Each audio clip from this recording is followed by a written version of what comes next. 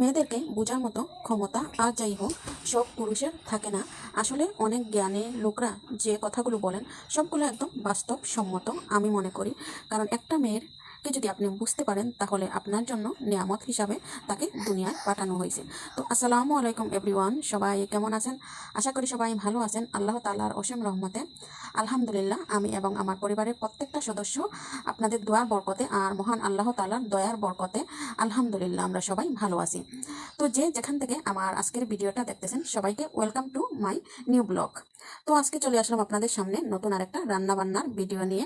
আমার যদি কথা বলতে বা রান্না বান্নার মধ্যে অনেক ভুল ত্রুটি হতেই পারে। মানুষ মাত্রই হচ্ছে ভুল ত্রুটি দিয়ে মানুষ মাত্রই কেউ যদি না ভুল করে তাহলে সে কখনোই শিখতে পারবে না, এমনকি সে পরিপূর্ণ মানুষ হিসাবে গড়ে উঠতে পারবে না। ভুল যত করবেন তত বেশি আপনি তাড়াতাড়ি শুধরে উঠতে পারবেন। আর যদি মানুষের ভুল নাই থাকে সে তো মানুষ হতে পারে না।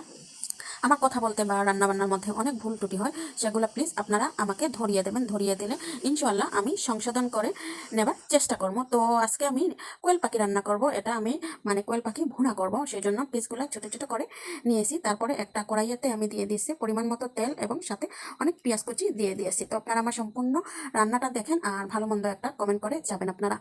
তো যা বলতেছিলাম, আসলে মেয়েদের মন বোঝার মতো মানুষ মনে হয় এই দুনিয়াতে বা পৃথিবীতে খুব কমই আছে। কম লোক এবং কম মানুষ মেয়েদের মনটা বুঝতে পারে।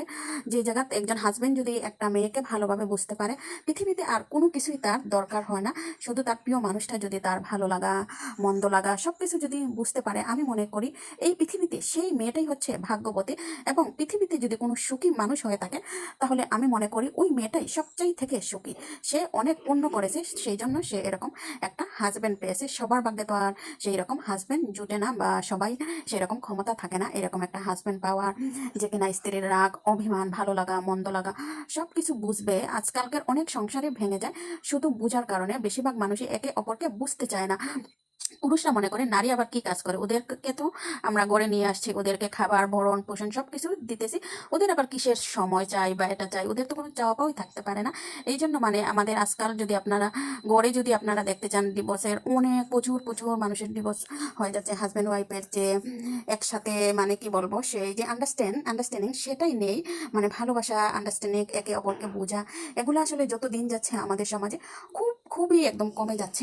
এই জন্যই বেশিরভাগ সংসারগুলো ভেঙে যায়। বেশি হলে 2 বছর বা 3 বছর বা 4 বছর 5 বছর সংসার টিকে থাকে, মানিয়ে নেওয়ার চেষ্টা করে একটা মেয়ে। কিন্তু যখন সে পারে না, একদম তার তার আর ধৈর্য সে ধরতে পারতেছে না, তখনই একটা মেয়ে বা একটা নারী আলাদা হয়ে যেতে চায়। আসলে মেয়েরা কিন্তু অত সহজে ভেঙে পড়ার মতো মানুষ না। তাদের যখন কোনো কথা তাদের একদম কলিজায় গিয়ে লাগে এবং কলিজাকে কেটে টুকরো টুকরো করে রক্ত খনন হতে থাকে, তখনই তারা কথা বলে এবং তখনই তারা এই সিদ্ধান্তে নিতে চায়। আসলে কোনো মেয়েই সংসার ভাঙতে চায় না, সব মেয়েই আসে সংসার করার উদ্দেশ্যে। ইদানিং বেশিরভাগই দেখা যাচ্ছে শ্বশুর শাশুড়ি ননদ ভাসুর অনেকের অনেক চালাকিতির কারণে ছেলের বউ সংসারটা ঠেকে না। জানি না আপনারা কি আমার সাথে একমত যদি হয়ে থাকেন তাহলে অবশ্যই আমাকে কমেন্ট করে জানাবেন। আর যদি আমার কথার মধ্যে কোনো ভুল ত্রুটি হয়ে থাকে অবশ্যই আপনারা ক্ষমার দৃষ্টিতে দেখবেন। আর আমার ভিডিওটা যদি আপনাদের কাছে ভালো লেগে থাকে অবশ্যই একটা লাইক একটা কমেন্ট আর একটা শেয়ার করে দেবেন।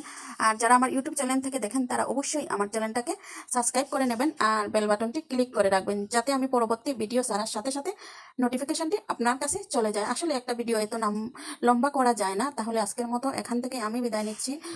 Welcome to my